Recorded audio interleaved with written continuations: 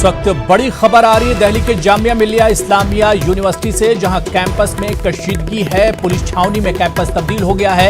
University इंतजामिया और तलबा के बीच तनाजा बताया जा रहा है। मौलाना मोहम्मद अली जौहर रोड पर बड़ी तादाद में पुलिस तैनात है। दफा 144 का माहौल एक तरह से देखा जा रहा है, माहौल बना हुआ है यूनिवर्सिटी कैंपस के अंदर। आपको बताते चलें कि जामिया मिलिया इस्लामिया कैंपस पुलिस छावनी में तब्दील हो गया है। यूनिवर्सिटी में इस वक्त कशीदगी है। यूनिवर्सिटी इंतजामिया और तलबा के बीच ये तनाजा हुआ है।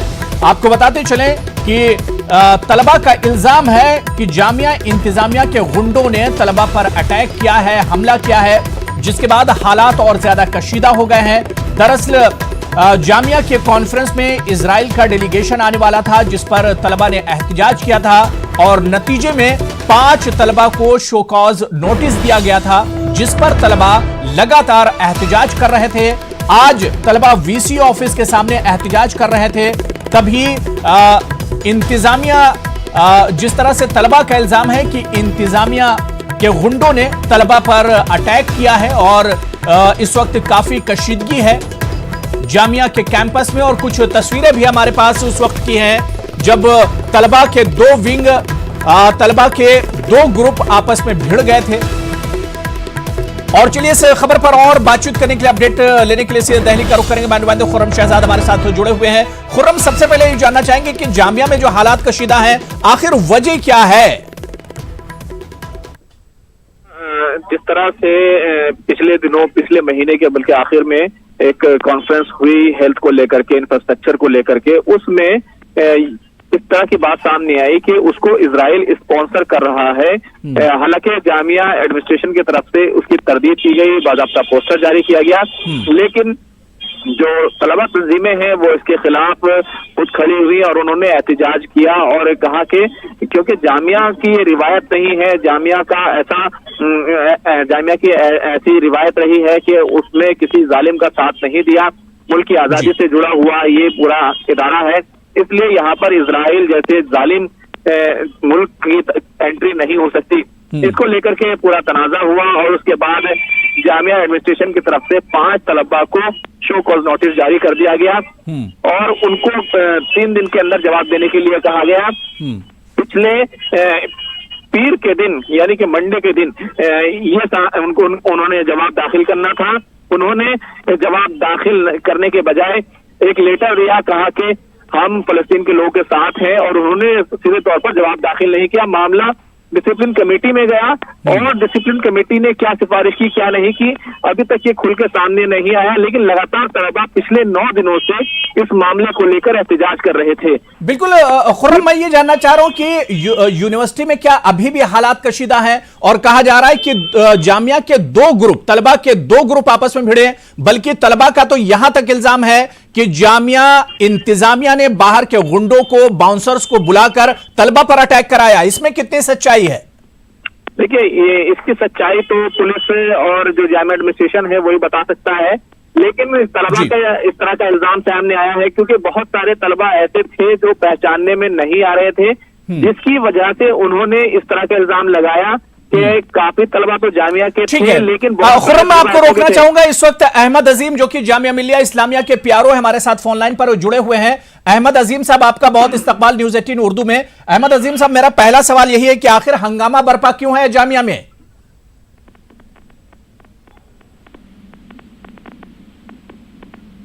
अहमद अजीम साहब, आप तक मेरी आवाज आ रही है? लग रहा है मेरी आवाज नहीं सुन पा रहे। खुर्रम, मैं आपके पास आना चाहूंगा, इस वक्त हालात क्या कुछ है, अपडेट क्या कुछ है जामिया कैंपस से? देखिए, सीधा अपडेट ये है कि जामिया कैंपस का जो मेन गेट है मौलाना मोहम्मद अली जौहर मार्ग के ऊपर, जो बाबे अबुल कलाम आजाद है, उसके गेट पर पुलिस बड़ी तादाद में खड़ी हुई है। तलबा अंदर है और तलबा को एक साथ इकट्ठा नहीं होने दिया जा रहा है, यानी कि दफा 144 की तरह। ठीक है खुर्रम, मेरे साथ एक बार फिर से अहमद अजीम जो कि प्यारो हैं जामिया मिलिया इस्लामिया के जुड़ गए हैं। अहमद अजीम साहब, न्यूज़ 18 उर्दू में आपका इस्तकबाल है। अहमद अजीम साहब, आखिर जामिया में हालात इतने कशीदा क्यों हैं? किस वजह से लगातार हम देख रहे हैं कि जामिया में प्रोटेस्ट हो रहा है? देखिए, सिर्फ चंद तस्वीरों को देख के आप कतई इस नतीजे पर ना पहुंचे कि हालात बहुत कशीदा हैं। एडमिनिस्ट्रेटिव ब्लॉक जो मेन वीसी ऑफिस कॉम्प्लेक्स है, वहां पर आज ये जो प्रोटेस्टिंग स्टूडेंट्स है, जो पिछले कुछ दिनों से सेंट्रल कैंटीन के पास बैठे हुए थे और इनसे बाकायदा प्रॉक्टर वगैरह सबने बात भी करी थी, और जो 5 स्टूडेंट जिनको शो कॉज नोटिस दिया गया था, उनसे कहा गया था कि भाई आप अपना जवाब दे दीजिए। उन्होंने शो कॉज नोटिस को जला दिया, पहली चीज। दूसरी चीज, जब इनसे ये कहा गया कि अच्छा अब आपको डिसिप्लिनरी कमेटी के सामने पेश होना है, ये डिसिप्लिनरी कमेटी के सामने नहीं पेश हुए, जबकि वहां उनको पूरा मौका दिया जाता है अपनी बात रखने का। अगर वो पूरी, क्योंकि वो एक आदमी के हाथ का फैसला नहीं होता है, उसमें पूरी कमेटी होती है, सारे डीन्स होते हैं, सब लोग होते हैं, उसको भी इन्होंने बॉयकॉट किया। कल यहाँ पर जो है तमाम जो संगठनों से जुड़े हुए छात्र, खबर हमें मिली है सोर्सेस से या न्यूज 18 उर्दू के जो हमारे नुमाइंदे हैं उनसे जो खबर मिली है कि आज तलबा के 2 ग्रुप आपस में भिड़े, बल्कि तलबा तो ये इल्जाम लगा रहे हैं कि जामिया का जो एडमिनिस्ट्रेशन है, जो इंतजामिया है, उसने भाड़े के गुंडे मंगाए हैं और उन्होंने तलबा पर अटैक किया है। देखिए, आरोप लगाने से कुछ नहीं होता है। हम अपनी तरफ से पूरी तरीके से इसको कैटेगोरिकली डिनाई कर रहे हैं, ये खारिज करते हैं इस आरोप को। बल्कि आप तस्वीरों में देखिएगा, हमारे जो गार्ड्स हैं, जो कि वर्दी में हैं, जो फौजी होते हैं, रिटायर्ड फौजी, वो उस विजुअल में आपको दिख जाएंगे कि वो दोनों ग्रुप के जो स्टूडेंट्स हैं उनको हटा रहे हैं कि आप लोग लड़ाई मत करिए, हम उनको रोकने की कोशिश कर रहे हैं। दूसरी चीज, पूरा एडमिनिस्ट्रेटिव ब्लॉक जो वीसी ऑफिस है, आउट ऑफ बाउंड, वहां प्रोटेस्ट नहीं कर सकते। बाकायदा हम इतना डेमोक्रेटिक प्रोसेशन को हम खुद ही जो है नहीं तो अहमद अजीम साहब, फिर हालात कशीदा क्यों है? अभी जिस तरह से हमारे नुमाइंदे से बात हो रही थी, उन्होंने बताया कि अभी भी मौलाना मोहम्मद अली जौहर जो रोड है और वहां पर जो बाबे आजाद है, उस पर लगातार हंगामा हो रहा है, हालात कशीदा है, बल्कि जामिया कैंपस में 144 जैसे हालात हैं। आप ऐसा सवाल सिर्फ ना करें, मेरा जवाब भी पूरा होने दें। मैं आपसे ये कह रहा हूँ कि स्टूडेंट्स जब यहाँ पर आ गए, यहाँ पर एक कॉन्फ्रेंस चल रही थी इंग्लिश डिपार्टमेंट की, इसी सेम कॉम्प्लेक्स के अंदर। उसमें डेलीगेट्स आए हुए थे दिल्ली यूनिवर्सिटी के, जेएनयू के और तमाम जगहों के। वो डेलीगेट्स जब निकलने लगे बाहर, उनकी गाड़ियां थी, उन गाड़ियों को इन लोगों ने रोका। इंग्लिश डिपार्टमेंट के जो वॉलंटियर्स थे, जो वहां पे इस कॉन्फ्रेंस में हेल्प कर रहे थे लोगों को, उन लोगों ने रिक्वेस्ट करी, उस पर इनके बीच में कहावत हुई है स्टूडेंट्स के 2 ग्रुप के बीच में। जिसके बाद ये जो तस्वीरें आपको टीवी पर दिख रही हैं हंगामे की, दरअसल ये वो तस्वीरें हैं जिसमें दोनों ग्रुप, जो स्टूडेंट एक ग्रुप्स हैं, उनमें आपस में झगड़ा हुआ है, जिसको कि ये स्टूडेंट जो प्रोटेस्ट कर रहे थे, ये आरोप लगा रहे हैं प्रशासन के ऊपर कि हमने जो है कुछ ऐसे लोगों को भेजा और इनकी पिटाई करवाई। आप तस्वीरों में साफ देख सकते हैं कि हमारे गार्ड्स बाकायदा बचा रहे हैं दोनों स्टूडेंट्स को कि आप लोग जो है लड़ाई मत करिए, और इनके बीच में जो है कहा सुनी हुई गाड़ियों को इन्होंने, ठीक है अहमद अजीम साहब, लेकिन हालात पर आखिर काबू इंतजामिया क्यों नहीं पा रहा है? अभी भी हालात कशीदा है। हालात पे काबू पाने में थोड़ा वक्त जरूर लगता है, ठीक है। यहाँ पे स्टूडेंट्स को पूरा मौका दिया गया उनकी बात सुनने का। यहाँ पे आपके पूरा घेराव किया हुआ है स्टूडेंट्स ने, जिसको कि हमने पहले जाके उनसे बातचीत करी, उनको समझाने की कोशिश करी, लेकिन क्योंकि यहाँ पे कुछ और भी वेस्टेड इंटरेस्ट हैं जो मैं अभी नहीं यहाँ पे जाहिर करना चाहता हूँ, और इसमें थोड़ा टाइम जरूर लगता है। इस तरह के जब एजुकेशन होते हैं स्टूडेंट की, अगर आप भी कभी स्टूडेंट रहे होंगे तो आपने जरूर देखी इस तरह की चीजें। बिल्कुल, हम उम्मीद करते हैं कि जल्द से जल्द इंतजामिया हालात पर काबू पाएगा। बहुत बहुत शुक्रिया अहमद अजीम साहब हमारे साथ जुड़ने के लिए और इस पूरी खबर पर बातचीत करने के लिए। चलिए प्राइम डिबेट की तरफ बढ़ेंगे। आज हमारा जो इशू है वो यही है कि महाराष्ट्र और हरियाणा असेंबली इंतखाबात में एक तरह से पोलिंग हो चुकी है और अब सिर्फ इंतजार नताइज का है, लेकिन नताइज से पहले ही एग्जिट पोल ने अपोजिशन की नींद हराम कर दी है, क्योंकि मुख्तलिफ एग्जिट पोल्स ने बीजेपी इत्तेहाद को दोनों रियासतों में बड़ी जीत की तरफ वाज़ेह इशारा कर दिया है। सवाल यह उठ रहा है कि आखिर अपोजिशन दिन ब दिन कमजोर से कमजोरतर क्यों होता जा रहा है, और सवाल यह भी उठता है कि बीजेपी आखिर इतनी मजबूत कैसे होती जा रही है। बीजेपी अब इस पोजीशन में दिख रही है कि वो जब और जिधर चाहे इंतखाबात का रुख मोड़ सकती है। सवाल यह भी उठता है कि आखिर बीजेपी की इस ताकत का राज क्या है? क्या यह सब कुछ 1-2 दिन में हो गया? क्या बीजेपी के मजबूत होने में अपोजिशन की नाअहली, खराब मैकेनिज्म, बिखराव, सुस्ती और अंदर खाने टकराव भी है, या यूं कहें कि बीजेपी की ताकत उसकी बेहतरीन सियासी हिकमत अमली, होमवर्क और जुझारूपन का नतीजा है, जिसका जवाब और जिसका मुकाबला पूरा अपोजिशन नहीं कर पा रहा है? यही सच्चाई है।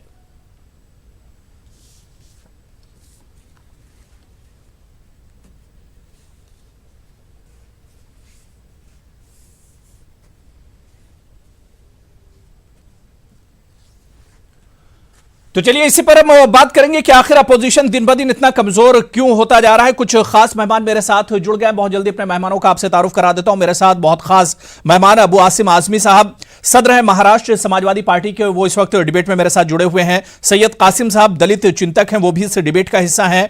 Advocate Nilesh Bhosle ji spokes person है एनसीपी के, वो भी इस डिबेट का हिस्सा। और कुछ देर में कांग्रेस और बीजेपी के लीडर भी हमारे साथ इस डिबेट में जुड़ेंगे।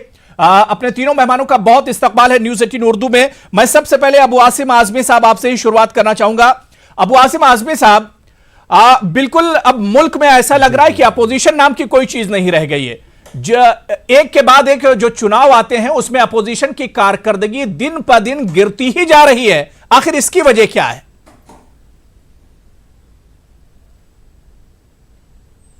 आपकी बात बिल्कुल सही है। बहुत अफसोस की बात है कि जो कांग्रेस इस मुल्क में एक बहुत बड़ी पार्टी थी, आज भी बीजेपी के बाद अगर पूरे मुल्क में देखा जाए तो हम समझते थे कांग्रेस ही बड़ी पार्टी है, लेकिन कांग्रेस बिल्कुल हिम्मत हार चुकी है, निराश हो चुकी है। और कांग्रेस के वो लोग जो इतने बड़े बड़ी कुर्सियों बैठे थे, ये तलवे चाट करके जाकर बीजेपी और शिवसेना के साथ जा रहे हैं। ये बहुत ही अफसोस की बात है। अगर आज आत्मा नाम की कोई चीज़ होगी तो गांधी जी की, मौलाना अबुल कलाम आज़ाद और डॉक्टर राम मनोहर लोहिया की आत्मा खून के आंसू रोती होगी कि आज जो लोग गद्दी पर बैठे हैं ये देश को बर्बाद कर रहे हैं। ये कहते हैं नाथूराम गोडसे का ये देश है, गांधी जी का देश नहीं है। और इसमें सबसे बड़ी जिम्मेदारी कांग्रेस की है। मैं मानता हूं कि कांग्रेस का निकम्मापन, कांग्रेस की मायूसी और सुस्ती ने बर्बाद किया है। मैं आपको मुंबई और महाराष्ट्र की बात करूं, मैं समाजवादी पार्टी महाराष्ट्र में 50 सीटें लड़ा सकती थी, नहीं लड़ाया हमने, सिर्फ इसलिए कि मैं इस देश के वो लोग जो आज हिंदू और मुसलमानों को, जो भाईचारगी को खत्म करना चाहते हैं, फिरका परस्त लोग, मैं सबसे बड़ा देशद्रोह इनको मानता हूं। मैं कम सीटें लड़ा हूं ताकि मेरी वजह से कोई वोट बंटवारे से बीजेपी शिवसेना को फायदा ना होने पाए। कांग्रेस के लोगों ने, महाराष्ट्र के एक चीफ मिनिस्टर लोगों ने, यहाँ के प्रेसिडेंट ने, सारे लोगों ने मिलकर तय किया मुझसे 7 सीट, 5 पे आ गए। बाद में कहा नहीं ये सीट छोड़ दो, ये छोड़ दो, मतलब मैं लड़ू ही नहीं इलेक्शन। मैंने बाद में सिर्फ 3 सीट पर, मेरे नेता श्री अखिलेश जी शायद मुझसे नाराज भी होंगे, मैं इनसे माफी मांग लूंगा, लेकिन मैं महाराष्ट्र की सिचुएशन देखते हुए सिर्फ 3 सीट पर मैंने अलायंस किया। और उसके बाद दूसरे दिन इन लोगों ने उस दिन प्रेस कॉन्फ्रेंस किया, मुझे बुलाया, ऐलान किया सब कुछ, इनके सारे नेता बैठे। उसके बाद दूसरे दिन जुमा के दिन नमाज के पहले इन्होंने AB फार्म एक ऐसे आदमी को देके भिवंडी में भेज दिया जिसकी 43 बियर बार चलती हैं, लड़कियां नचाता है रूम के अंदर, जिसका धंधा जो आज तक RSS का था और बीजेपी का प्रेसिडेंट था भिवंडी का, उसको लाकर इन्होंने जहां 52% मुसलमानों का वोट है वहां खड़ा कर दिया।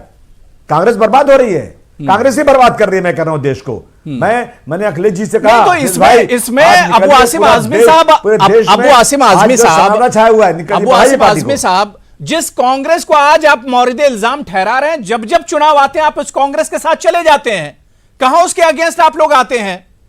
अब जब आपके ऊपर पड़ी है, अब आप इस वक्त आपकी तरफ से बयान आ रहा है कि यहां पर कमियां कांग्रेस की तरफ से हैं। मैं तो देखता हूं कि जब जब चुनाव होते हैं तो जो पूरा अपोजिशन कहीं ना कहीं कांग्रेस के पीछे खड़ा होता है।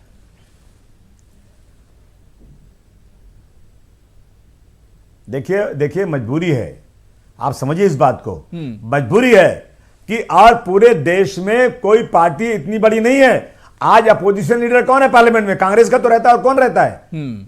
मैं इसलिए मैं खून का घूंट, जहर का घूंट पी करके उनके पास जाता हूं कि मैं सेकुलर वोटों का बंटवारा नहीं करना चाहता हूं, इसलिए जाता हूं। मैं और किसी चीज के लिए नहीं जाता हूं। अगर मुझे सत्ता में जाना है तो मैं और लोगों के साथ जाकर अच्छी सीट लेकर के मंत्री बन सकता हूं, लेकिन नहीं, मुझे बिल्कुल इस देश के संविधान को बचाना है, इस देश के अंदर भाईचारगी को रोकना है। मेरी पार्टी छोटी हो जाए चलेगा, मुझे ये लोग भीख मंगे और फकीरों की तरह से कांग्रेस ने मेरे साथ डील किया, लेकिन मेरा ये वो था, जज्बा था कि मैंने सब कुछ बर्दाश्त करते हुए, इसलिए कि मैं जानता हूं वहां वो खड़े होंगे, मैं खड़ा हूंगा, MIM खड़ी होगी, सब वोट बिखर जाएगा। और ये जो है मोदी जी, जो आज बहुत दौड़ते फिरते रहे हैं, बहुत हंस रहे हैं। ये आज सत्ता में आ जाएंगे और इनको रोकना जरूरी। इन्होंने देश को बर्बाद कर दिया। आज बैंकों में जिसे खाते हैं वो खुदकुशी कर रहे हैं, किसान मर रहा है, सबसे ज्यादा बेरोजगारी हो गई है, और हम डेवलपिंग कंट्री के लाइन से निकल गए।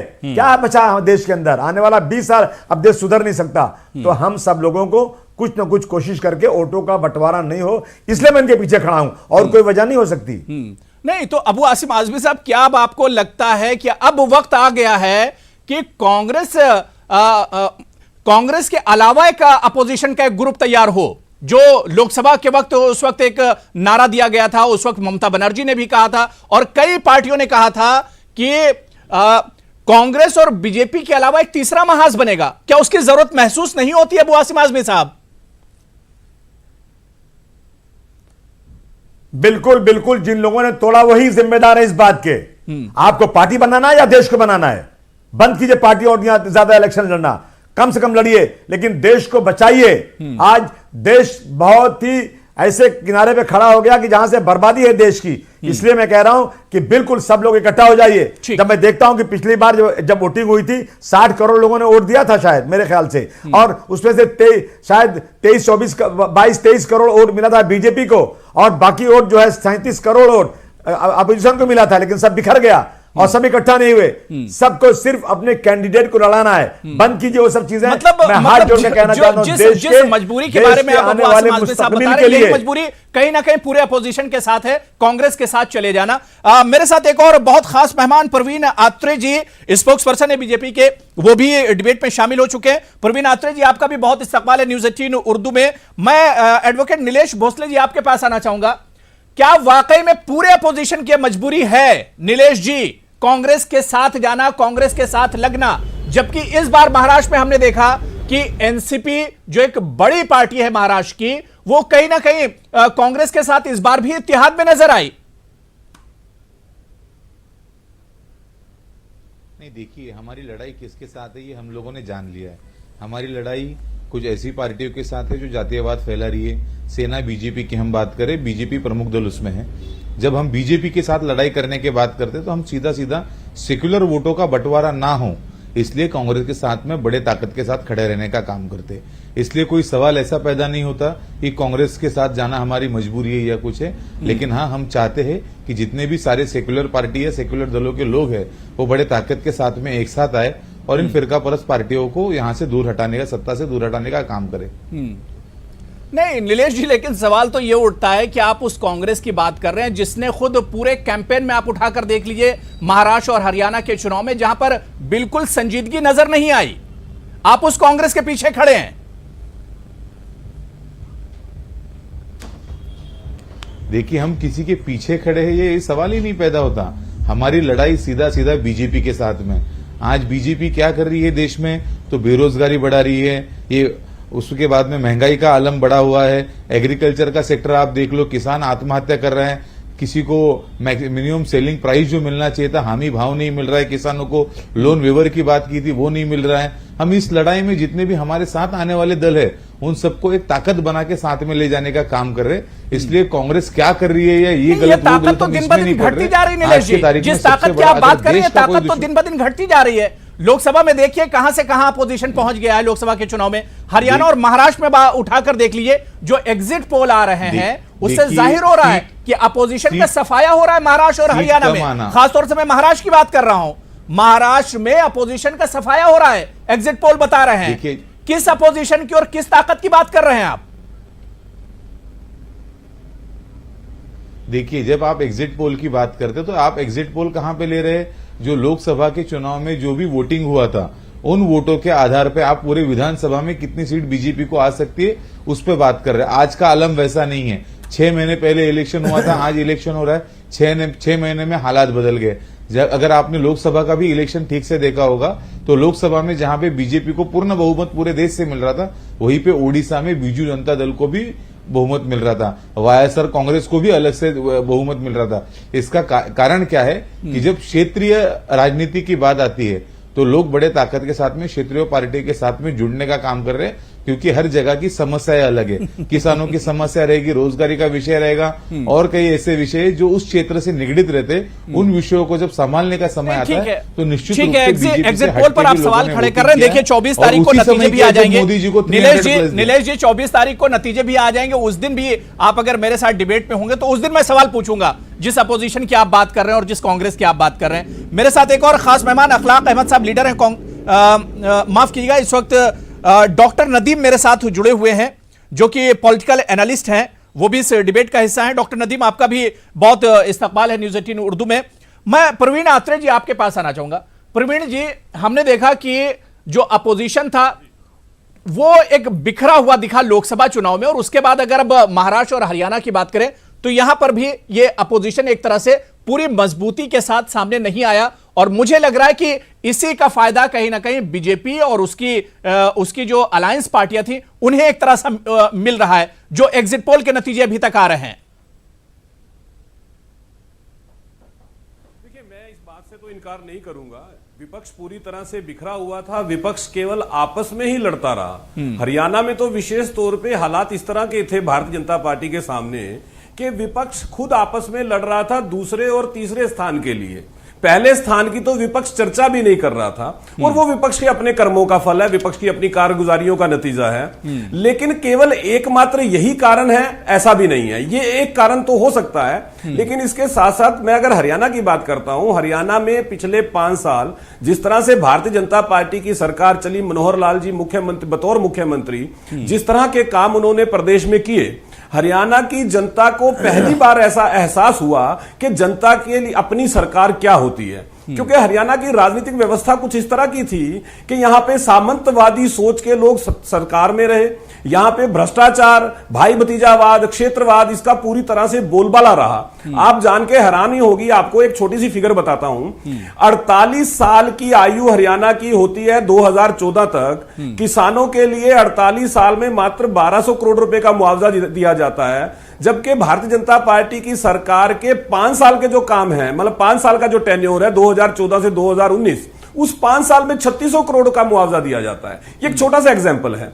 उसके अलावा एक चीज और है यहां पे जो हरियाणा में विशेष तौर पे जिसका बहुत असर रहा है, वो है पीडीएस सिस्टम। जिस तरह से सरकारी राशन की दुकानों पे पहले के टाइम में जो राशन मिलता था, है ना, उसमें एक बहुत बड़ी धांधली होती थी। कई लोग जो है जो जरूरतमंद होते थे वो उससे उनको नहीं मिल पाता था। वर्तमान सरकार ने जिस तरह से इसको ऑनलाइन सिस्टम किया, थंब इंप्रेशन से आपको राशन मिलेगा, उससे वो तबका जो बहुत ज्यादा जरूरतमंद था, जिसको सरकारी योजनाओं की बहुत ज्यादा जरूरत रहती है, उसको एक राहत मिली। और एक और जो चीज है यहाँ पे रही है, तो आप बता रहे हैं कि पिछले 5 साल में बीजेपी की सरकार ने क्या डायरेक्ट बेनिफिट ट्रांसफर, मैंने सवाल यह किया था कि क्या बीजेपी जिस तरह से आगे बढ़ रही है कहीं ना कहीं उसे कमजोर अपोजिशन का पूरा फायदा मिल रहा है? देखिए, मैंने शुरू में ही कहा कि अपोजिशन अपने कर्मों की वजह से, अपनी कारगुजारियों की वजह से इस हालात में है कि वो उनको खुद ब खुद आपस में सिर्फ टोवल है, एक दूसरे से लड़ रहे हैं। बजाय मेरे साथ अखलाक अहमद साहब लीडर हैं कांग्रेस के, वो भी डिबेट में जुड़ चुके हैं। अखलाक अहमद साहब, आपका भी बहुत इस्तकबाल है। मैं सैयद कासिम साहब आपके पास आना चाहूंगा। कासिम साहब, मैं आपसे यह समझना चाह रहा हूं कि आखिर जो अपोजिशन है लगातार इतना कमजोर क्यों होता जा रहा है, और अहम सवाल यह उठता है कि 2019 के लोकसभा जो आम चुनाव हुए थे उसके ठीक बाद ये चुनाव हो रहे थे, और माना यही जा रहा था कि अपोजिशन 2019 के चुनाव से और खासतौर से कांग्रेस वहां से सबक लेगी और मेहनत करेगी इस चुनाव में दमखम लगाएगी, लेकिन कहीं नजर ही नहीं आई जमीन पर कांग्रेस, और पूरा अपोजिशन नजर नहीं आया।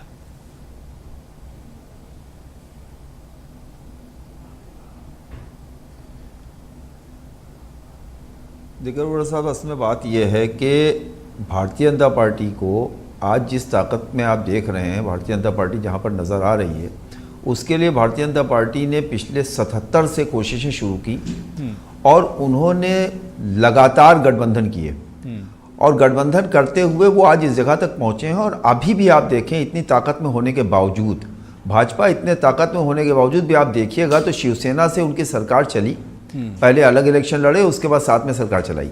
शिवसेना पूरे सरकार में उनके ऊपर हमले करती रही, उसके बाद उनको सरकार में शामिल किए रहे। ये अब कांग्रेस जो है, इनके अंदर ये एक अजीब सा वो है कि इतनी आराम तलबी आ गई कांग्रेस में, इतनी आराम तलबी आ गई जिसके नतीजे में दिन ब दिन कांग्रेस में उनके एलाइज उनको छोड़ छोड़ के जाने लगे, जो बहुत पुराने वाले थे। नए को कभी जोड़ने की कोशिश नहीं की गई। आप देखें कि महाराष्ट्र में जो आज रामदास आठवले भी शिवसेना और बीजेपी के साथ हैं, वो कभी कांग्रेस के साथ हुआ करते थे। प्रकाश अंबेडकर को आप देखें, जो आज उन्होंने अपनी वंचित बहुजन अघाड़ी पार्टी बनाई है, और लोकसभा के चुनाव में कांग्रेस को कहीं ना कहीं जो बहुत जबरदस्त नुकसान हुआ है, वो सिर्फ वंचित बहुजन अघाड़ी की वजह से भारतीय जनता पार्टी वहां इतनी सीटें जीतने पर कामयाब रही। कहीं आपने बिल्कुल सही कहा कि कांग्रेस की जो आराम तलबी है, देखिए इनफाइटिंग आपस में लड़ना और पार्टियां आपस में लड़ रही, ये कोई इश्यू नहीं है। ये तो सियासी जमातों का एक वो है कि एक दूसरे से लड़ना है, चूंकि अपनी अपनी मौजूदगी दर्ज कराए रखना है किसी भी हाल में। आप देखें महाराष्ट्र में अभी ताजा अलायंस हुआ था ओवैसी का और क्या कहते हैं प्रकाश अंबेडकर का, टूट गया। आपकी नजर के सामने है। अभी समाजवादी पार्टी के हमारे अबू आसिम आजमी भाई बता रहे थे कि हमने सिर्फ इतनी सीटों पे इलेक्शन लड़ा है, इससे ज्यादा पे हम नहीं लड़ रहे हैं। आप ये देखें कि उनकी जमीन तो हैदराबाद से आके ओवैसी साहब खा चुके हैं। वो चूंकि ये जहां से जीतते थे, उन सीटों पे अगर आप गौर करेंगे तो वो सीटें वही हैं जहां से सिर्फ और सिर्फ पहले मुस्लिम लीग जीतती थी, जब समाजवादी पार्टी पहुंची तो वो जीतने लगी, और अब ओवैसी साहब जीतने लगे। अब ये है कि अगर आपको सीखना है तो आपको मोदी अमित शाह की जोड़ी से सीखना होगा कि आपको ताकत में अपने खोए मत रहिए। आपको झुकना पड़ेगा, और झुक के छोटी पार्टियों के 3, 5 और 8% वोटों को इकट्ठा करने के बाद ही आप इस बीजेपी को हटा सकते हैं, वरना ये बीजेपी हटने वाली नहीं। अहमद साहब, आप जो मुझे सवाल करना था वो चीज कासिम साहब ने बहुत तफसील से बता दी है कि कांग्रेस की आराम तलबी, कांग्रेस की जिस तरह से कोई हिकमत अमली नहीं है, कोई होमवर्क पूरे इस चुनाव में नहीं देखा गया। कांग्रेस एक तरह से उसके हौसले पस्त नजर आए पूरे चुनाव में, और यही वजह है कि वो एक तरह से जमीनी जो ताकत है वो भी कम होती जा रही कांग्रेस की।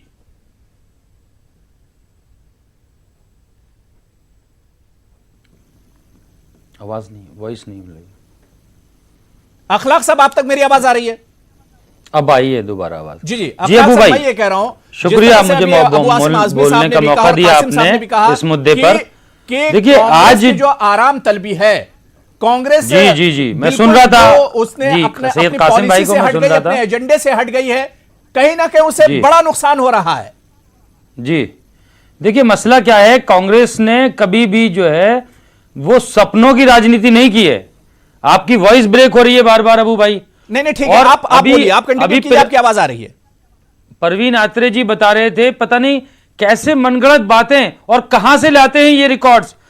ये रिकॉर्ड है 34,000 करोड़। अखलाक साहब, मैं कांग्रेस के बारे में पूछ रहा हूं, मैं बीजेपी के बारे में बात नहीं कर रहा हूं। मैं जवाब की आज ये हालत क्यों है? 34,000 करोड़ का आज ये हालत है, दिन ब दिन क्यों कमजोर होती जा रही है कांग्रेस?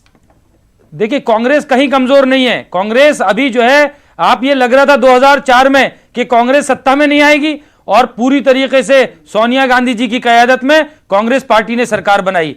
मध्य प्रदेश में, छत्तीसगढ़ में, राजस्थान में कांग्रेस ने सरकार बनाई, और कांग्रेस जो है वो सेकंड नंबर की सबसे बड़ी पार्टी है, रिवायती पार्टी है, जिसकी 12.5 करोड़ वोट है, किसी दूसरी पार्टी की नहीं है। और कांग्रेस ने हमेशा भारतीयता की बात की है। कांग्रेस ने अभी मेरे जो है बीजेपी के प्रवक्ता बता रहे थे कि 34,000 करोड़, 36,000 नहीं थे, मैं उनको करेक्ट कर दूं। ये हमने लोकसभा में भी देखा, ये हमने महाराष्ट्र के चुनाव में भी देखा। अबू आसिम आजमी साहब कुछ कहना चाह रहे हैं। अबू आसिम आजमी साहब जी, अबू आसिम मुझे बात पूरी जी, चलिए आसिम भाई कहेंगे, ठीक है। मैं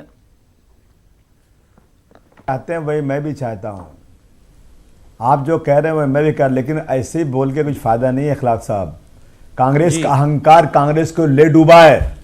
महाराष्ट्र में मैंने पूरी कोशिश किया कि कांग्रेस सबको इकट्ठा कर ले, इनका अहंकार जो है ना इतना बढ़ गया कि आप बर्बाद हो रहे हैं, फिर भी आप सुनने को भाई, मैं इस बात से मुत्तफिक नहीं हूं कि कांग्रेस बड़ी पार्टी है। अगर आज कोई कर रही है तो वो बीजेपी पार्टी। आप सत्य पे बात करिए, आप तो बहुत वरिष्ठ नेता हैं, मैं बड़ी इज्जत करता हूं आपकी। कांग्रेस ने कभी अहंकार की राजनीति नहीं की। अखलाक साहब, बीजेपी कर रही है अहंकार पूरे देश में। अखलाक साहब मुझे, अच्छा मैं आपसे पूछूं एक बात, मुझे बता दो, छोड़ो, अच्छा मुझे जवाब दे दो आप।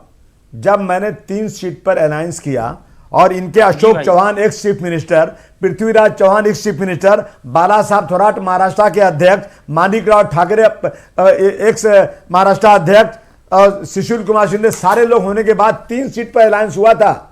दूसरे दिन उन्होंने भिवंडी में लाकर एबी फार्म क्यों दिया ऐसे आदमी को जो 43 जगह बियर बार चलाता है और आज तक बीजेपी का अध्यक्ष था, जहां 52% मुसलमान था, वहां आप इस आदमी को क्यों खड़ा किया आपने? आप पर जवाब है क्या कुछ? जी देखिए, मुझे जी जवाब मुझे अखलाक भाई। ये मूल नेतृत्व ऐसे अगर मैंने देखा तो किस तरह के लोगों को टिकट मिलता है आप भी जानते हैं। छोटा राजन के भाई को टिकट दिया बीजेपी ने, आपने उनसे सवाल नहीं पूछा अबू आसिम भाई? नहीं देखिए सवाल अखलाक साहब कांग्रेस की बात क्यों नहीं कर रहे हैं? अखलाक अहमद साहब कांग्रेस की बात क्यों नहीं कर रहे हैं? मांगा जा रहा है, कांग्रेस मुद्दों की राजनीति करती है। कांग्रेस ने अबू भाई कांग्रेस ने मनरेगा की बात की, ये कांग्रेस ही आप पार्टी थी जैसे लोग ही बर्बाद करना, मैं माफ कीजिएगा, किसानों का बोलना कर्जा माफ किया पड़ेगा कि आप लोग कांग्रेस के सामने असलियत बोलने को तैयार नहीं हो। जी नहीं, आप तो अरे आप जाकर सुनिए, सच्चा सिपाही वो है। अगर कांग्रेस के सच्चे सिपाही हो तो कांग्रेस की गलतियों को कांग्रेस के सामने बोलो ताकि वो सुधर जाए। जाहिर सी बात है कि कांग्रेस को और पार्टी को आईना दिखाइए अखलाक साहब, जमीनी स्तर पर पार्टी को आईना दिखाने की जरूरत है। पार्टी को आईना दिखाई, जो सच्चाई है वो बोलिए। लेकिन मैं अगर डॉक्टर आज नदीम किसी को आईना दिखाने की क्योंकि मुझे जरूरत है ब्रेक तो पर वो जाना है। बीजेपी को है। आप कर रहे हैं, ठीक है, लेकिन किस तरह आपकी से अहमियत क्या सपना है? दिखाकर देश की मुझे कमर्शियल ब्रेक पर जाना है। क्या हाल कर दिया, बेरोजगारी मैं रोकना चाहूंगा सारे मुद्दों पर डॉक्टर अगर आज फेल है तो भारतीय डॉक्टर जनता नदीम पार्टी फिर अब से वही है, चुनाव आया आप भी और फिर जानते हम हैं। देख रहे हैं कि अपोजिशन बिखरा हुआ था, अपोजिशन कहीं नहीं था जमीनी सतह पर। क्या फेल है यार, सत्ता में आती जा रही फेल बोल रहे हो जी यार। हाँ, ऐसा दिखा है, बिल्कुल ऐसा दिख भी रहा है। कांग्रेस को जिस तरह की हिकमत अमली को अपनाना चाहिए था, या आराम तलबी को छोड़कर उनके पास 5 साल थे, उन्हें बहुत ज़्यादा मेहनत और मशक्क़त करने की ज़रूरत भी थी, क्योंकि यहाँ पर सत्ता उनके हाथ में थी और एक बहुत बड़ा कैंपेन भी चल रहा था सेकुलर वोटों को लेकर। और आज़मी साहब ने बहुत ज़्यादा कोशिश भी की, अभी जैसा कि उन्होंने खुद ही बयान किया अपने दिल का दर्द, तो उस तरह की कोशिशें हमें नहीं दिखती। और ना जाने क्यों वो इतने पस्त हो चुके हैं कांग्रेस के लोग कि अगर चाहें, अगर हिम्मत थोड़ी सी बढ़ाएं और जोश और वलवला उस तरीके का लेकर आएं। बीजेपी से इन्हें सीखना चाहिए, बीजेपी से सीखना चाहिए बिल्कुल। कि 2 से दोबारा वो सेंटर में आए हैं। बीजेपी से सीखना चाहिए इन लोगों को।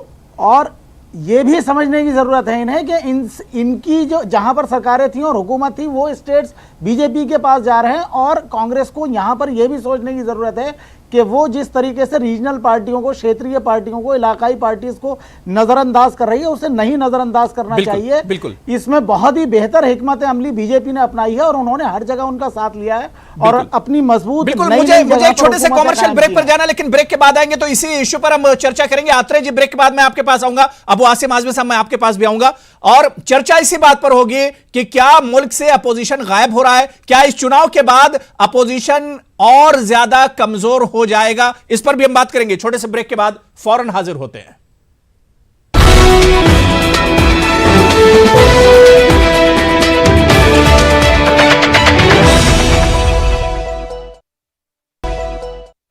तो प्राइम डिबेट में आज हम चर्चा कर रहे हैं कि आखिर मुल्क में अपोजिशन इतना कमजोर क्यों होता चला जा रहा है। कांग्रेस जिसने मुल्क पर 70 साल तकरीबन इख्तिदार किया है, आखिर इतनी मजबूत और रिवायती पार्टी, मुल्क की सबसे कदीम पार्टी, आखिर इतनी कमजोर क्यों होती चली जा रही है। जिस तरह से एग्जिट पोल आए हैं, महाराष्ट्र और हरियाणा में भी बहुत मायूस कुन नतीजे एक तरह से आने वाले हैं, जो पेशन गोई, जो इशारा मिल रहा है एग्जिट पोल से कि पूरा अपोजिशन और खासतौर से कांग्रेस के लिए नतीजे बहुत अफसोसनाक आने वाले हैं महाराष्ट्र और हरियाणा के इंतखाबात से। इसी पर हम बात कर रहे हैं कि आखिर अपोजिशन इतना कमजोर और इतना लचर होता क्यों चला जा रहा है। मैं अबू आसिम आजमी साहब आपके पास ही आना चाहूंगा।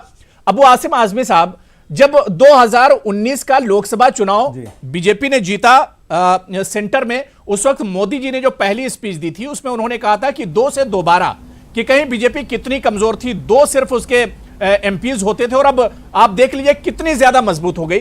मेरा सवाल अबू आसिम आजमी साहब सिर्फ यह है कि बीजेपी को इतना मजबूत होने में, इतना ताकतवर होने के पीछे भी क्या कांग्रेस का जो मैकेनिज्म है, उसकी जो सुस्ती है, उसके अंदर खाने जो बटी हुई पार्टी है, क्या यह भी एक बड़ी वजह है जो आज बीजेपी इतनी मजबूत हो गई है?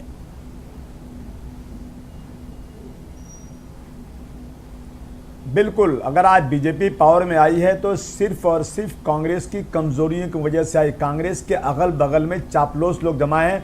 मेरी बात से बुरा मत मानना भाई इखलाक भाई, मैं आपको कह रहा हूं कहा गया ना कि मेरी कमजोरियों पर जब कोई तनकीद करता है, मेरी कमजोरियों पर जब कोई तनकीद करता है, वो दुश्मन क्यों न हो उससे मोहब्बत और बढ़ती है। बहुत अच्छा, अगर बहुत मैं अच्छा। अपने अगल बगल सिर्फ ऐसे रख लूंगा दलालों को जो सिर्फ मेरी तारीफ करते रहेंगे, तो याद रखना इससे और बुरी हालत कांग्रेस की होगी।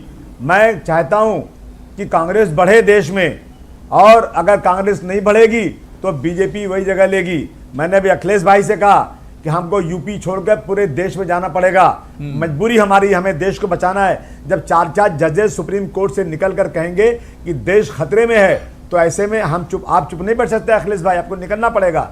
तो कांग्रेस को सबको समेटना चाहिए। लेकिन इखलाक भाई, आप कांग्रेस की तारीफ करते जा रहे हो, अबू भाई, बोलो क्या गलतियां हैं, आप तभी समाजवादी को सुधरेंगे ये समेट लोग। लें। आप हम देखिए उनके खिलाफ क्या नहीं हाल हो है। गया यूपी में। कांग्रेस तो काम कर रही है जमीनी स्तर पे। अबू भाई आप भी जानते भाई हैं, साहब सुनिए ना, प्रियंका समाजवादी- गांधी जी, सुनिए, सुन लीजिए, सुनिए भाई सुनिए, जवाब सुन लीजिए, मैं जवाब अफजल सुन जी लीजिए आपके ना भाई पास साहब। आ रहा हूं। समाजवादी पार्टी और बीएसपी से अलायंस हुआ था, अखिलेश भाई ने बड़ा अपमान बर्दाश्त किया, सिर्फ इसलिए जी। कि समाजवादी और बीएसपी का अगर वोट जोड़ दो ना तो चारों तरफ बीजेपी से बढ़ रहा था। वही हमारी जी। वही हमने सोचा था। अब नहीं जीत पाए तो क्या करेंगे, अब कहां चली लेकिन गई कोशिश महन तो जी? किया था ना। जी। कैसी बात करते हो आप? बीजेपी के फिर बहन जी नहीं, चलिए, नहीं, कोई अखलाक बात नहीं। साहब, अखलाक कोशिश साहब, की- जो बात हमारा अबू काम आसिम कोशिश आजमी करना साहब है। कह रहे हैं, क्या? अबू हमने भाई, कोई गलती अखलाक नहीं साहब, की। जो बात बहन अबू जी, आसिम बहन जी आजमी कह कह रहे रहे हैं, हैं, आप कैसी बात करते हो? अखलाक अरे भाई, साहब के आप क्या- कांग्रेस आप क्या को कांग्रेस अब वालों को सोचना अपनी- होगा। अपनी debate कांग्रेस में को अपनी गौर अच्छाई फिक्र दिखा रहे करना हो। होगा अखलाक साहब, कांग्रेस को जो हालत बनती जा रही है कांग्रेस बिल्कुल पार्टी की। जमीनी स्तर पर, अबू भाई आप भी जानते हैं और वरिष्ठ नेता हैं, मैं आपका सम्मान करता हूं, आप मेरी बात धैर्य से सुनिए।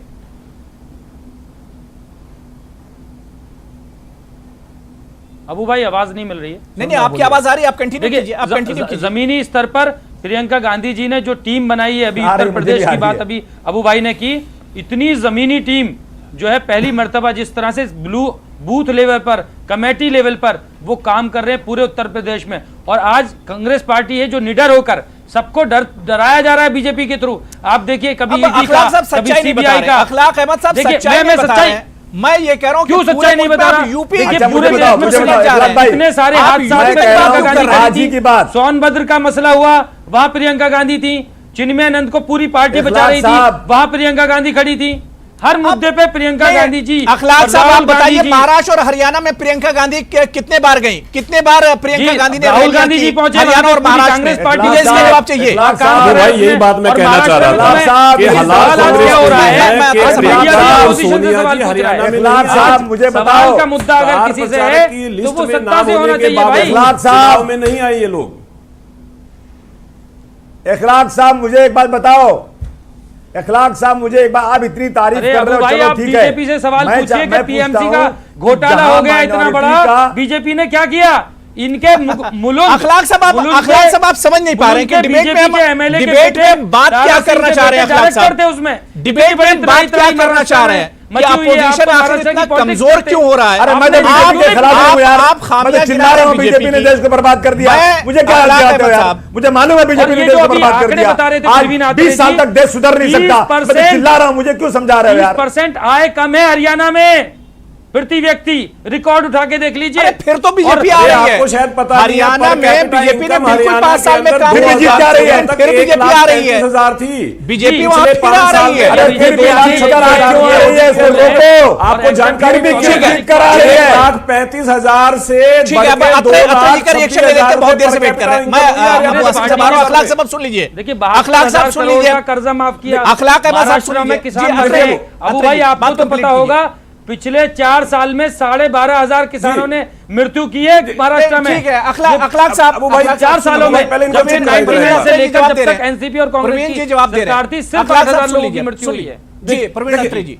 देखिए अबू भाई, पहली चीज तो ये है कि इनको, पहली बात तो ये है, अखलाक साहब जो कह रहे हैं 2014 में हरियाणा के अंदर पर कैपिटा इनकम 1,35,000 रुपए थी, पिछले 5 साल में बढ़ के 2,26,000 रुपए हो गई है। पहली इनकी जानकारी। दूसरी बात जो आपने कांग्रेस का अरे जिक्र भाई किया, साहब, देखिए आपने- कांग्रेस के हालात के बारे में संजय निरुपम कह चुके हैं, हरियाणा प्रदेश के अध्यक्ष अशोक तंवर साहब कह चुके हैं, त्रिपुरा कांग्रेस के अध्यक्ष भी कह चुके हैं कि इस वक्त कांग्रेस के अंदर सोनिया गांधी की टीम राहुल गांधी की टीम को खत्म कर रही है। जब यही अंदर तो आप खाते कर रहे कांग्रेस हैं। के अंदर इस तरह की सिर्फ फूट टोल डालने है। की। दूसरी बात देखिए, कांग्रेस के अंदर स्टार प्रचारक की एक लिस्ट जारी होती है जिसमें पहले नंबर पे नाम होता है सोनिया जी का, दूसरे पे प्रियंका जी का, और दोनों ही हरियाणा में तो चुनाव में नहीं आई, दोनों चुनाव को छोड़ दी बीच में। ये सच्चाई है अखलाक साहब। इस पे चर्चा हो रही थी नहीं, देखिए सोनिया जी और राहुल गांधी भी राहुल गांधी की हरियाणा में बहुत पीछे हरियाणा के में बहुत पीछे रहे सीएम, प्रदेश के सीएम। बहुत ज्यादा अबू भाई पीछे एक मिनट मुझे मौका दीजिए। आप हालात ये है हरियाणा कि में राहुल इनके गांधी जी सीएम अगर हरियाणा में सोनिया आके गांधी जी सभा को करते चूहिया हैं तो कहते हैं, भूपेंद्र सिंह इनके हुड्डा उस अभद्र सभा में नहीं भाषाओं की जाते। टिप्पणियां अब प्रदर्शित देखिए करते हालात क्या थे हैं, कश्मीर कांग्रेस की के। बेटियों की चर्चा बात हो करते चर्चा हैं, अखलाक साहब इस बात की नहीं है, कौन किसे क्या कह रहा है? अखलाक साहब चर्चा इस बात की नहीं है। इसका रिकॉर्ड कह रहा है ये भाई। अखलाक अहमद साहब डिबेट इस चीज पे नहीं है। अखलाक साहब मैं कभी भारतीयता की बात तो की जब इन्होंने ठीक है, सवाल किया, मैं ठीक है, जवाब सत्तर हटाई गई, ठीक है, जिसमें ठीक है, सुन लीजिए, पूरा देश सुन लीजिए। खड़ा हुआ अरे था। धारा ठीक है, वहाँ पार्लियामेंट अरे में कांग्रेस अच्छा, क्या ये बात हो गई। आप ये देखिए अरे देश की सुनिए, मैं अर्थव्यवस्था अखलाक कहाँ साहब गई? जब धारा अखलाक साहब की बात अरे, कांग्रेस ठीक आगे है। ही नहीं है। वहाँ के हालात सही नहीं थोड़ा सा है। सुन और लीजिए। आप बात कर रहे हैं धारा आप देखिए, अखलाक साहब खामोश हो जाइए, अखलाक साहब खामोश हो जाइए। मुझे फिर ऑडियो डाउन कराना पड़ेगा। बेरोजगारी खत्म हो जाए। प्रवीण अत्रे जी सुन लीजिए, दोनों लोग को मैं रोकना चाहूंगा, दोनों लोगों को रोकना चाहूंगा, दोनों लोगों को रोकना चाहूंगा, मैं दोनों लोगों को रोकना चाहूंगा। सुन लीजिए, ठीक है, ठीक है, मैं कासिम साहब आपके पास आना चाह रहा हूं। कासिम साहब, और जहां वर्ल्ड बैंक कहता है ठीक है, कासिम साहब मैं आपके पास आना चाह रहा हूं। कासिम साहब, एक तो कांग्रेस के जो लीडर हैं अखलाक साहब, वो डिबेट को भी समझ नहीं पाए कि हमारा डिबेट का मकसद क्या और टॉपिक क्या है। हम ये जानना चाह रहे थे कि आखिर कांग्रेस इतनी कमजोर क्यों होती जा रही है, और अखलाक साहब लगातार बीजेपी की बखिया उखेड़ रहे हैं। हालांकि उन्हें अपनी पार्टी की फिक्र होना चाहिए कि आज उनकी पार्टी कहां जा रही है और कहां खड़ी है। मैं कासिम साहब मैं आपके पास आ रहा हूं। कासिम साहब, हम लगातार देखते हैं कि पूरा अपोजिशन, चाहे समाजवादी पार्टी हो, बीएसपी हो, एमआईएम हो, कांग्रेस हो, कोई भी पार्टी, सब जो सत्ता में जो इख्तिदार में पार्टी यानी बीजेपी के लगातार खामियां गिनाते रहते हैं। 2014 से ही यह काम चल रहा है, लेकिन लगातार बीजेपी का कद बढ़ता जा रहा है, कोई असर नहीं हो रहा है ना वोटर्स पर ना अवाम पर। आखिर इसकी वजह क्या है कासिम साहब?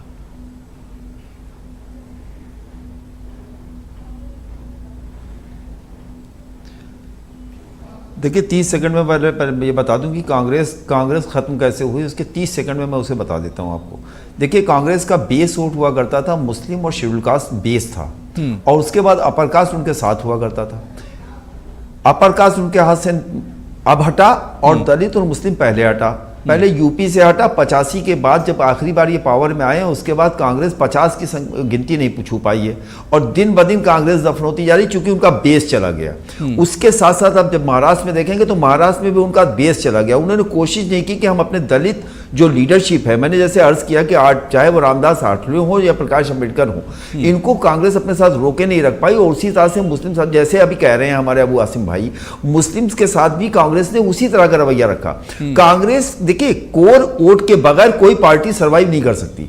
भारतीय जनता पार्टी ने कोर वोट को पकड़ा, उसके बाद सब समाज का नाम देके सबका साथ सबका विकास का नारा दिया, और उसमें फिर क्या कहते हैं प्रचार माध्यमों पे खर्च करके, वो सारा अलग इशू है कि किस तरह उन्होंने अपने को सर्वाइव किया और किस तरह से अपने को प्रेजेंट किया। कांग्रेस खत्म हो चुकी है, इस बात को अखलाक साहब को तस्लीम करना होगा। और जो हालत है दिन ब दिन, देखिए इशू की कोई बात ही नहीं। अगर बात निकलेगी तो फिर दूर तक जाएगा। अबू राज भाई 30 सेकंड और लूंगा कि आज अगर आप देखें भारतीय जनता पार्टी की पॉलिसीज कांग्रेस से कहीं बेहतर है। अगर मैं उस पर आऊंगा तो बड़ी लंबी बात हो जाएगी अखलाक साहब की। कांग्रेस के जमाने में 30 IAS नहीं होता था, भाजपा में 53 हो गया।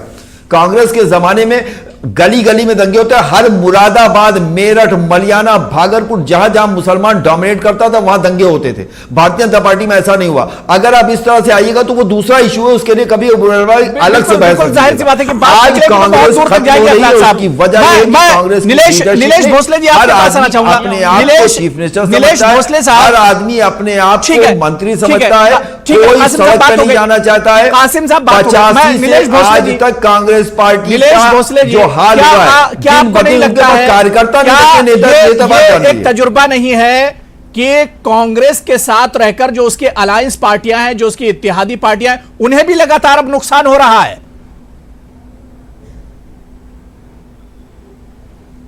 कई जगह पे स्थिति जरूर आप जो बोल रहे हो वो सही बात है, कई जगह पे स्थिति वैसी है। लेकिन अगर आप ध्यान से देखेंगे तो अगर जो भी पार्टी ने सामाजिक रूप से जो जरूरी विषय है उन विषयों पे बात करने की कोशिश की है तो लोगों ने उनके साथ में ताकत के साथ खड़ा होने का काम किया है। एक तरफ हम बोलते हैं कि पूरे देश में बीजेपी की लहर है, लेकिन उसी समय पे छत्तीसगढ़ का चुनाव होगा, मध्य प्रदेश का चुनाव होगा या राजस्थान का चुनाव होगा, ऐसी जगहों पे कांग्रेस के साथ में लोगों ने खड़े रहने का काम किया है। जरूरी ये है कि नए लोगों को चांस दिया जाए, वहां के लोगों के लोकल विषय पे बात किया जाए, लोगों की समस्या समझ के उसको सुलझाने का प्रयास किया जाए। अगर कोई भी पार्टी ये करती है तो निश्चित तो मध्य प्रदेश, राजस्थान और छत्तीसगढ़ वाली पोजीशन आखिर महाराष्ट्र में क्यों नहीं आई? महाराष्ट्र में अपोजिशन क्यों पिछड़ गया? भोसले जी, महाराष्ट्र में अपोजिशन क्यों बिखरा हुआ नजर आया? मैं वही बताने की कोशिश कर रहा हूं, मैं वही बताने की कोशिश कर रहा हूं। महाराष्ट्र का रिजल्ट अभी तक लगा नहीं है, ये सिर्फ आप लोगों का आंकड़ों का आकलन है जिसको हम एग्जिट पोल कहते हैं। एग्जिट पोल में मध्य प्रदेश, राजस्थान, गुजरात, राजस्थान रहेगा या छत्तीसगढ़ रहेगा या हमारा पंजाब रहेगा, उसमें भी दिखाया जा रहा था कि किसी भी परिस्थिति में कांग्रेस आने वाली नहीं है, लेकिन वहां पे फिर भी कांग्रेस की जीत हुई। वो कब हुआ? एग्जिट पोल के बाद, जब चुनाव एक्चुअल में चुनाव का रिजल्ट आया तब समझ में आया। इसलिए मैं आपसे विनती करना चाहूंगा कि सिर्फ और 2 दिन की बात है, आज 22 है, 23 और 24 को आंकड़े सामने आ जाएंगे, निश्चित रूप से इस विषय पे बात की जा सकती है। लेकिन अगर आप दूसरा चरण देख रहे होगे या दूसरा साइड देख रहे होगे कॉइन का, तो आपको एक चीज समझ में आएगी कि भारतीय जनता पार्टी बढ़ने का कारण क्या। जिस प्रकार से आप बोल रहे कि कांग्रेस या बाकी के ऑपोजिशन के दल सारे कम क्यों हो रहे, तो उसके साथ में यह भी बात करनी पड़ेगी कि भारतीय जनता पार्टी बढ़ने का कारण क्या है। कम्युनल फैक्टर के नाम पे लोगों को गुमराह किया जा रहा है, जात समाज के नाम पे लोगों के दिमाग में अफवाह भरने का काम किया जा रहा है। उसी के साथ में बाकी के दूसरे पार्टी के अच्छे लोगों को यहाँ पे बीजेपी में लिया जा रहा है। और सबसे बड़ा जो उनका साथी है ईडी और सीबीआई, अगर कोई पार्टी बड़े ताकत से खड़े रहने का काम कर रही है तो ईडी सीबीआई के नाम पे डरा के उन लोगों को अंदर डालने का काम किया। प्रवीण अत्रे जी, बीजेपी के मजबूत होने के पीछे सच्चाई यही है क्या प्रवीण जी? 2 महीने जो भोसले जी बता रहे हैं कि ईडी और सीबीआई से डराया जाता है, सुन लीजिए, लीडरों को तोड़ा जाता है। पी चिदम्बरम जी, जवाब अबू भाई में सिर्फ एक और मुद्दा जवाब सुन लीजिए इसका। पी चिदम्बरम पिछले 2 महीने से जेल के अंदर थे। आज चुनाव होने के बिल्कुल दूसरे दिन उनको बेल मिल जाती है।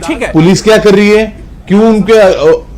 भोसले जी अब जवाब सुन लीजिए, अत्रे जी जवाब दे रहे हैं जी। मैं इन्हीं की बात को आगे बढ़ाऊं। आज तक पी चिदम्बरम साहब के साथ मध्य प्रदेश के लिए चार्जशीट दाखिल नहीं हुई, लेकिन पूरी पार्टी किसानों से कर्ज माफी का वायदा किया और वहां पे सरकार बना ली, लेकिन उसके बाद जब भाई साहब 72,000 करोड़ रुपए किसानों ने कर्ज माफी करवाई, क्यों कांग्रेस मनरेगा दी, किस राइट टू फूड दिया, राइट टू इंफॉर्मेशन दिया। रुपए की कर्ज माफी हुई है मध्य प्रदेश में, केवल 3600 करोड़ की।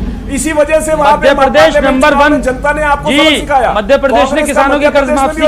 आपने क्या किया? आपने 34,000 करोड़ का वादा करके और उसमें 18,000 करोड़ कांग्रेस अनरिलीज फंड है। अभी रिकॉर्ड उठा के देख लीजिए आप। हरियाणा के अंदर तो लगातार ये चर्चा होती रही है कि कांग्रेस ने 10 साल के अपने टेन्योर के भारतीय जनता पार्टी बीजेपी ये सिर्फ देश को बेचने के लिए निकली हुई पार्टी है। अदानी अंबानी के ये दामाद है। आपकी बात हो गई, बीजेपी आज जो काम, मैं डॉक्टर नदीम आपके पास आ रहा हूँ। सोशल फैब्रिक को, ठीक है डॉक्टर नदीम मैं आपके पास आ रहा हूँ। ठीक है अखलाक साहब सुन लीजिए, मैं उसके बाद आपके पास आऊंगा। मैं उसके बाद आऊंगा। अखलाक साहब सुन लीजिए, थोड़ा सा मैं आऊंगा उसके बाद। अत्रे जी आपकी बात होगी। डॉक्टर नदीम, जो बात यहाँ पर अत्रे जी या अखलाक अहमद साहब कर रहे हैं और करोड़ों की बात कर रहे हैं, मुझे लग रहा है कि अगर यहां पर मामला करोड़ों का होता तो हर पार्टी, जितनी भी पार्टियां सब एक से बढ़कर एक होती, मजबूत होती, ताकतवर होती। लेकिन यहां पर जो इशू हमारे डिबेट का है कि कांग्रेस या अपोजिशन की जो पॉलिसी है, उस पॉलिसी से अपोजिशन अपने एजेंडे से भटक गया है, जिसकी वजह से आज एक तरह से बीजेपी मजबूत होती जा रही है और अपोजिशन दिन ब दिन कमजोर से कमजोरतर होता चला जा रहा है।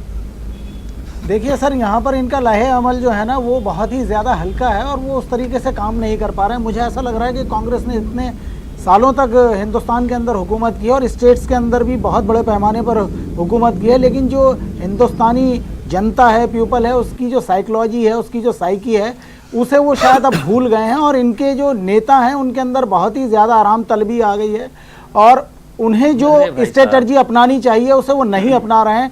दूसरी जानिब बीजेपी के जो नेता हैं वो मुझे लगता है फुल टाइम इस वक्त पॉलिटिक्स करते हैं और वो जोड़ तोड़ में और लोगों से मिलने मिलाने में और इलेक्शन से मुताल्लिक स्ट्रेटजी को तैयार करने में अपना वक्त लगा रहे हैं, जबकि ये लोग बिल्कुल मुझे नहीं लगता कि कहां पर हैं, किधर बिल्कुल दिखाई देते इस हैं। चुनाव में भी जैसा दिखा, बोलते हैं इस उस तरीके चुनाव का भी काम नहीं में करते हैं। गांधी जी, जी। फैमिली बिल्कुल इन्वॉल्व नहीं हुई। जहां मोदी जी ने 25 रैलियां दोनों स्टेट में की, राहुल गांधी ने सिर्फ 7 रैलियां की। सोनिया जी अपने शायद बीमार चल रही, इस वजह से वो अलग रहे, उनकी बात अलग है। प्रियंका गांधी ना महाराष्ट्र गई ना हरियाणा गई, तो कहीं ना कहीं होमवर्क में बहुत कमी रही। कोई बड़ा चेहरा कांग्रेस में नहीं पहुंचा इस चुनाव में। मैं अबू आसिम आजमी साहब आपके पास आना चाहूंगा। अबू आसिम आजमी साहब, क्या आपको नहीं लगता है कि अब अपोजिशन को सोचने का वक्त आ गया है? अब बहुत, वरना फिर बहुत देर हो जाएगी अपोजिशन के लिए। देखिए बिल्कुल, देखिए समाजवादी पार्टी एक क्षेत्रीय पार्टी है। हमेशा हमने जब भी जरूरत पड़ी बीजेपी के खिलाफ कांग्रेस को मदद किया, ये सबको मालूम है। जब सरकार गिर रही थी दिल्ली में तो बगैर कोई मंत्री पद लिए हुए, बगैर हुकूमत में शामिल हुए कांग्रेस को मजबूत किया। हम खिलाफ नहीं है भाई, हमें मत गिनाइए कि आपने 72,000 करोड़ दिया, 500 करोड़ दिया, ठीक है सब दिया, लेकिन आज सत्ता से दूर क्यों भाग रहे हैं? मेरी एक राय है, देखिए महाराष्ट्र के लिए होरारा साहब जी, कांग्रेस को तुरंत महाराष्ट्र में एनसीपी पार्टी को मिला लेना चाहिए और शरद पवार साहब के हाथ में लीडरशिप दे देना चाहिए। ये मेरी राय है। मैं समझता हूं कि यहाँ के दूसरे नेता शरद पवार साहब के सामने बहुत छोटे हैं। एक दूसरी राय मेरी यह है कि चापलूसों को दूर कर दो और कांग्रेस को खुली डिबेट करना चाहिए अपने वर्करों को बुलाकर कि क्या कमियां हैं बताओ। अच्छाइयां भुला दो ना, अच्छाइयों की बात मत करो, बुराइयों को बताओ ताकि उसमें सुधार किया जाए। तीसरा, कांग्रेस की एक बहुत बुरी आदत है कि महाराष्ट्र के नेता लोग यहां तय करते हैं कि इसको टिकट देना, इसको टिकट देना, और कुछ चापलूस लोग पहुंच जाते हैं वहां पर, अहमद पटेल साहब के पास पहुंच जाते हैं और न जाने कौन कौन से नेता बैठे हैं, ये लोग उनकी बातें सुन करके महाराष्ट्र के नेताओं को अपमानित करके खुद टिकट बांध देते हैं। इन सब चीजों में सुधार करो। बिल्कुल, साहब जो बात अबू आसिम आजमी साहब कह रहे हैं कि अब अगर कांग्रेस को मजबूत होना या अपोजिशन को मजबूत होना, और खासतौर से कांग्रेस को तो अपनी कमियों पर नजर दौड़ानी होगी। कांग्रेस को अच्छाइयां जो है वो अपनी जगह ठीक हैं, लेकिन जो कमियां हैं, जो लूप होल्स हैं, उस पर हमने ये क्या फिर भी तुम झूठ डाल रहे हो। देखिए अबू भाई, मैं बताऊंगा आपको, मुझे मौका दीजिए बात करने का। फिर अब मेरी वॉइस नहीं आ रही है? नहीं, आपकी आवाज आ रही है, आप बोलिए, आप कंटिन्यू कीजिए। जी देखिए, मैं ये कहना चाहूंगा, आज जिस तरह से प्रियंका गांधी जी, राहुल जी, सोनिया जी, आप देखिए प्रियंका गांधी जी जब जनरल सेक्रेटरी बनी है, हर मुद्दे पर, पूरे देश के हर मुद्दे पर विकल्प बन के खड़ी हैं। यार तुम यार खाली चमचागिरी कर रहे हो यार अखलाक भाई, यार मुझे बोलना पड़ेगा अखलाक भाई। सुनिए, आप चमचागिरी नहीं, आप पिलाने की बातें कर रहे हैं। अरे आप राजनीति, आप देखिए जमीनी, आप उत्तर प्रदेश की राजनीति काम कर रही है, कितनी सीट क्यों जा गई? क्यों टीम बनाई है, ब्लॉक लेवल पे गई है। अगर आज यूपी में अगर विकल्प बन के खड़ी है हर मुद्दे पर, बेकार की बातें कर रहे हैं आप, हर मुद्दे पर आप अखलाक अहमद साहब जो मशवरा अबू आसिम आजमी साहब दे रहे हैं कि कांग्रेस को अपनी कमियों पर नजर दौड़ानी चाहिए, तो उसमें खराब बात क्या है? उसे आप इस तरह की अभद्र टिप्पणी नहीं कर सकते किसी के बारे में। हम जमीन के लोग हैं, हर मुद्दे पर जमीन पे काम किया है, और जो आपका मशवरा है मैंने बहुत अच्छे से सुना। अब आप आसमान पे जा रहे हैं, कमेटी नहीं आप आसमान पे जा रहे हैं, आप जमीन पे नहीं है। आपका मुद्दा आप सरपत को गन्ना बोलते हैं, क्या बात करते हैं आप यार? विकल्प पे वो खड़ी है उत्तर प्रदेश में भी और पूरे देश में उसी तरह से। महाराष्ट्र में आज मुझे बताइए किसान वहां मर रहे हैं, बीजेपी से मैं पूछना चाहता हूं, बनाओ ना उनको, फिर पूरे देश उनको प्रधानमंत्री बनाओ, क्यों बिचारी को दबा रहे हो? प्रियंका जी नजर देखिए वो मूल नेता फायदा करेगा। आप ये एडवाइस करिएगा सीनियर लीडरशिप को, कांग्रेस मुक्त भारत, बिल्कुल ये सपना जल्द जो भी अच्छी चीज होगी उसको एक्सेप्ट किया जाएगा, लेकिन यहाँ चमचागिरी नहीं है, यहाँ जमीन पर काम करने की चीजें हैं। और आप देखिए, लेकिन आप पूरे अपोजिशन को सोचना पड़ेगा। जो नतीजे महाराष्ट्र और हरियाणा के इशारा कर रहे हैं एग्जिट पोल में, इस पर अब अपोजिशन को मिल बैठकर सोचना होगा, और खास तौर से कांग्रेस को, क्योंकि कांग्रेस पूरे अपोजिशन को लीड करती है। खामियां कहां रह जाती हैं, गलतियां कहां पर रह जाती हैं, कमियां कहां पर रह जाती हैं, इस पर अपोजिशन को और खासतौर से कांग्रेस को सोचना होगा। अगर उसे एक तरह से लाइन में रहना है, उसे अगर जो सियासत है हिंदुस्तान की, अगर उसमें बाकी रहना है, तो अपनी कमियों पर आज ही से गौर फिक्र करना होगा। बहुत बहुत शुक्रिया अबू आसिम आजमी साहब कीमती वक्त देने के लिए, हमारे साथ जुड़ने के लिए। डॉक्टर नदीम अखलाक अहमद साहब, नीलेश भोसले साहब, सैयद कासिम साहब और परवीन अत्रे जी, सभी का बहुत बहुत शुक्रिया प्राइम डिबेट में जुड़ने के लिए और अपनी बात रखने के लिए। आदाब।